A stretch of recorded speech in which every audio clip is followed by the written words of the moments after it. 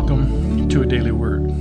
Our word today is in Proverbs chapter 1. Recently, Harvard psychology professor Steven Pinker said this: "Belief in an afterlife is a malignant delusion."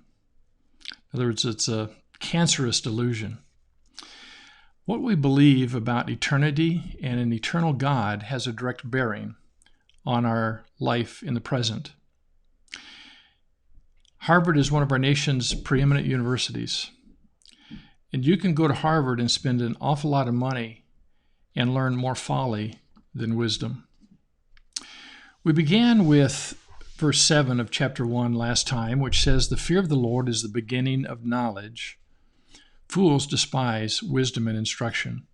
And so the acquisition of wisdom or applied knowledge is rooted in our reverence for God. We come to verse 20 in chapter 1, and we find these words: "Wisdom shouts in the streets. She lifts her voice in the square. At the head of the noisy streets she cries out. At the entrance of the gates in the city she utters her sayings." We find in those two verses the first of several passages in which wisdom is personified. Wisdom is portrayed as a person, as a lady who is standing in the public square, in front of the courthouse, outside the library, in the city center, calling out to people, offering herself, offering wisdom for life. It's what Derek Kidner says is a statement to make clear that the offer of wisdom is to the man in the street and for the business of living, not to an elite for the pursuit of scholarship. You don't have to go to Harvard to grow in wisdom. There is an opportunity, but there's a climate of urgency in this section of chapter 1 to listen, to learn from wisdom as she calls out. And there's also a clear sense that as we look at the response of those who reject wisdom, the consequences which they experience are of their own making. It's their fault, not their fate.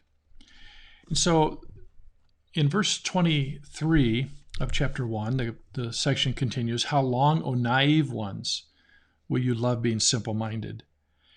And scoffers delight themselves in scoffing, and fools hate knowledge." So here we have three of the characteristic people in Proverbs: the naive, the scoffer, and fools.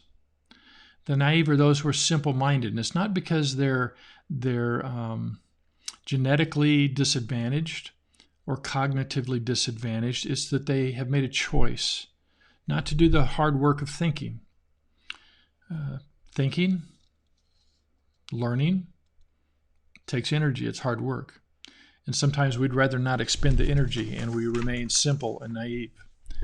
Scoffers somehow think that by putting other people down, by belittling people, making fun of their circumstances, their appearance, or their beliefs, that somehow that elevates the scoffer. It really doesn't. And fools simply hate knowledge. Wisdom continues speaking in verse 23 and says, "Turn to my reproof. Behold, I will pour out my spirit on you. I will make my words known to you. Because I called and you refused, I stretched out my hand and no one paid attention, and you neglected all my counsel and did not want my reproof. I will also laugh at your calamity." So it's not a foregone conclusion that these individuals are going to face calamity. They're going to face trouble and difficulty. That's the consequence of their choice. Wisdom called, but they refused to hear. They refused to respond. Wisdom stretched out her hand, but no one paid attention. Imagine you're walking down the street and someone holds out to you a stack of $100 bills, maybe a stack that's $10,000. You recognize it as at least what appears to be genuine currency. Would you just walk by and say, "No, I don't want any"? Or would you at least stop and check it out to see if it's monopoly money or real U.S. currency? That's the picture here. Wisdom is offering the real thing, and they're saying, "No thanks." You neglected my counsel, did not want my reproof. So there's neglect, there's refusing, there's indifference to what wisdom has to offer. And so wisdom says, I will laugh at your calamity. It's a sad picture. Verse 28 says, then they will call on me. When that calamity comes, when the trouble begins to pile upon the naive, the scoffer, the foolish person, they will call out, oh, help me figure this out. Give me wisdom.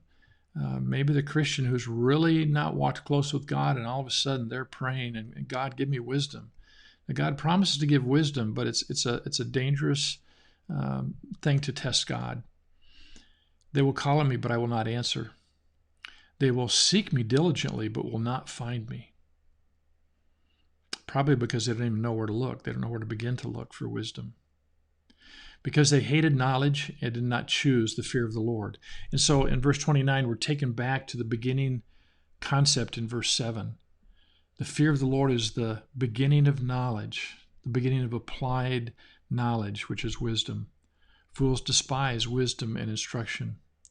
They hated knowledge and did not choose the fear of the Lord. But here's the reassuring statement in verse 30. But he who listens to me, that is to wisdom, to God's appeal for wisdom, he who listens to me will live securely and will be at ease from the dread of evil. Live securely, be at ease from the dread of evil. Those are genuinely comforting thoughts in a place that we all would want to be. And so I trust today that you will pursue wisdom and walk in the wisdom that God extends to you. Have a great one. God bless you.